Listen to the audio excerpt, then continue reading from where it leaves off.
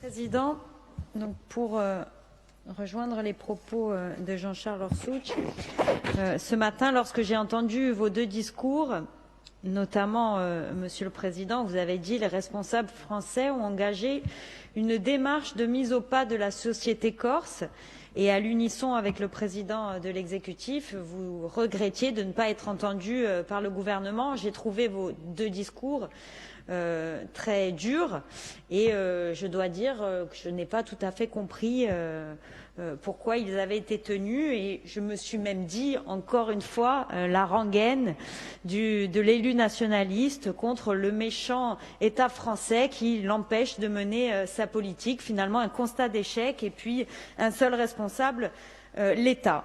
Et puis finalement nous avons eu une conférence des présidents et vous nous avez apporté des précisions importantes qui m'ont permis de comprendre, voire d'adhérer parfois à ce que vous aviez pu dire.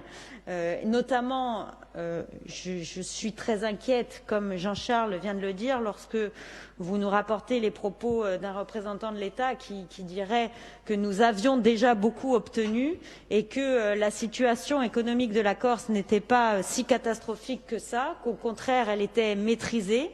Là, je suis très inquiète et là, je vous rejoins et je rejoins votre sentiment de ne pas être entendu parce que si on considère qu'aujourd'hui la situation économique de la Corse est bonne, c'est qu'on ne vit pas au quotidien ce que nous, élus locaux, nous pouvons rencontrer et je crois que sur ce point-là, je peux vous rejoindre et en tout cas être à vos côtés pour ouvrir un dialogue, ouvrir les yeux peut-être de certains responsables du gouvernement qui ne seraient pas au fait des difficultés de nos citoyens, de nos entreprises. Et c'est d'ailleurs pour cette raison que nous avions voté avec vous le plan Salvette, parce qu'il avait été élaboré avec les entreprises pour les entreprises, avec les chambres consulaires, et il apportait des mesures importantes pour leur permettre de survivre durant cette crise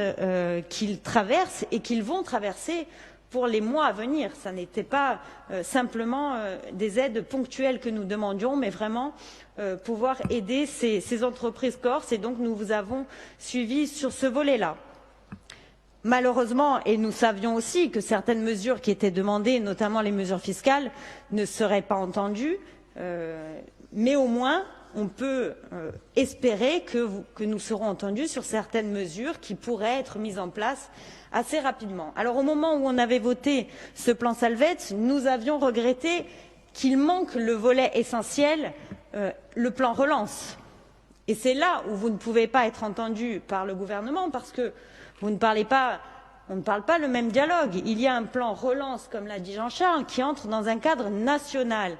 Il y a les autres régions qui l'ont élaboré. Et il fallait que ce plan Salvette soit accolé à un plan relance pour pouvoir être entendu. Et c'est ce que pour notre part nous avions regretté et c'est ce que j'espère nous pourrons rectifier ensemble puisque nous devions travailler à l'élaboration de ce volet relance et je crois que c'est essentiel d'avancer là-dessus pour que les deux puissent marcher ensemble. Dernier point, ou plutôt deux points sur lesquels nous avons échangé au cours de cette conférence des présidents, c'est les engagements qui ont été donnés par le ministre de l'écologie, notamment sur le gaz de ville. Évidemment, sur ce point-là, comme sur n'importe quel autre, un engagement pris par un représentant de l'État doit être maintenu et j'espère que c'est une erreur de communication que de dire que cette promesse écrite d'ailleurs ne soit pas maintenue. Donc là-dessus, bien sûr qu'on comprend cette incohérence que vous avez évoquée ce matin.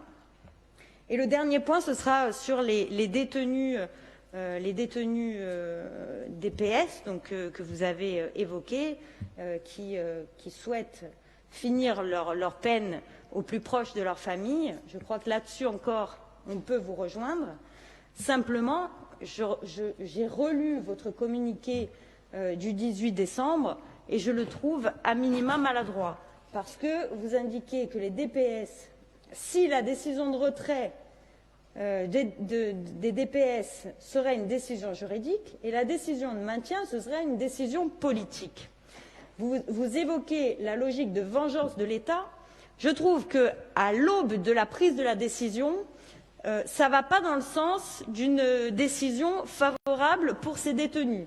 C'est, à mon sens, aujourd'hui maladroit. Parce que le fait d'avoir retiré la prise de décision au ministre, au garde des Sceaux, parce qu'il avait été avocat dans ce dossier notamment, c'est plutôt une bonne décision. Parce que, quoi qu'il aurait pris comme décision, on aurait dit qu'elle était... en tout cas, elle aurait entraîné une polémique. Aujourd'hui, la décision sera prise par le Premier ministre. On lui demande, et je pense que tout le monde lui demande, d'appliquer la loi.